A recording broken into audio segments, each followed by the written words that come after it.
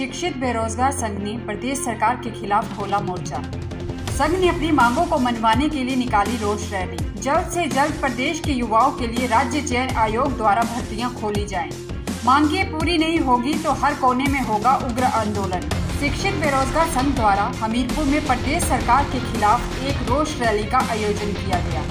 इस रैली में प्रदेश सरकार द्वारा चयन आयोग के माध्यम से भर्तियां न करने और अपने घोषणा पत्र में 5 लाख युवाओं को रोजगार देने के अपने वादे को पूरे न करने पर रोष प्रकट किया गया। इन युवाओं ने मांग की है कि जल्द से जल्द प्रदेश के युवाओं के लिए राज्य चयन आयोग द्वारा भर्तियां खोली जाएं और उम्र दराज हो रहे युवाओं को नौकरियों में कुछ साल की उम्र की छूट दी जाए।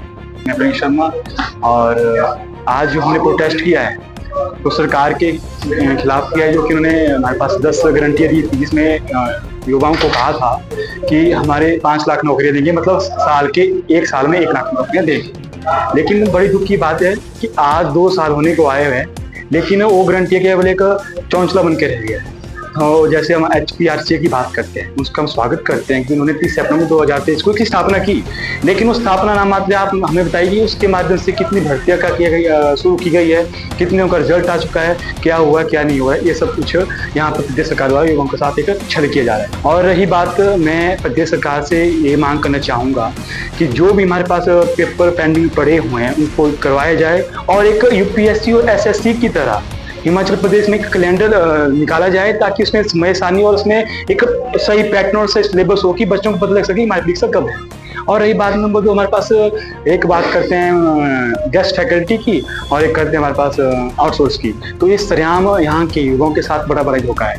इसमें सरकार अपने क्षेत्रों को जो है बैकडोर एंट्री के माध्यम से आगे लाते हैं और उसके बाद में वहाँ का पॉलिसी बना के, लेकिन ऐसा हम बिल्कुल होने नहीं देंगे और हम सरकार से मांग करते हैं। और आज जो हमने प्रोटेस्ट किया एक रचनात्मक गतिविधि है कि हम रचनात्मक गतिविधि से कार्य करना चाहते हैं। शिक्षित बेरोजगार संघ के अध्यक्ष प्रिंस शर्मा ने कहा कि प्रदेश सरकार के मुख्य गारंटियों में 5 लाख युवाओं को रोजगार देने की बात कही गई थी, लेकिन अब तक सरकार ने उस पर कोई कदम नहीं उठाया है। उन्होंने प्रदेश सरकार के राज्य चयन आयोग के गठन का स्वागत किया, लेकिन साथ ही कहा कि ये नाम मात्र ही है और अभी तक उसमें कोई भर्तियां नहीं की गई है। उन्होंने कहा कि बेरोजगारी की दर प्रदेश में 2021 में 3.3% थी, जो अब 4.4% हो गई है। उन्होंने कहा कि SSC और UPSC की तरह हिमाचल में कैलेंडर निकाला जाए। उन्होंने कहा कि अगर सरकार हमारी मांगों को नहीं मानती है तो ऐसा कोई कोना नहीं होगा जहां उग्र आंदोलन के लिए आवाज नहीं उठाई जाएगी। मेरा नाम आशीष शर्मा है।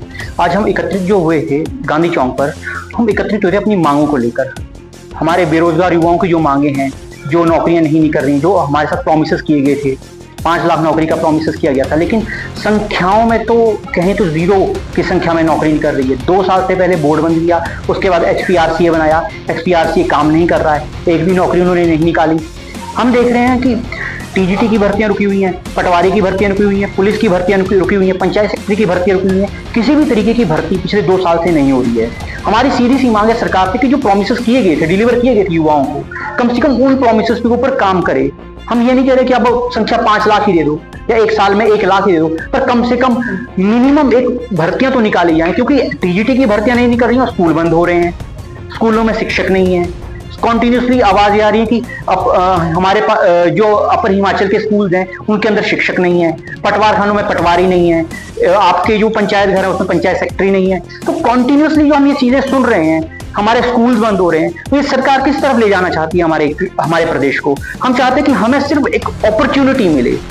आशीष शर्मा ने बताया कि आज शिक्षक बेरोजगार संघ अपनी मांगों को लेकर प्रोटेस्ट कर रहे हैं। उन्होंने कहा कि हिमाचल सरकार ने 5 लाख युवाओं को रोजगार देने की बात कही थी, वो अभी तक पूरी नहीं हो पाई है। उन्होंने कहा कि सरकार हमारी मांगों को जल्द पूरा करे। हमीरपुर से समाचार फर्स्ट ब्यूरो की रिपोर्ट।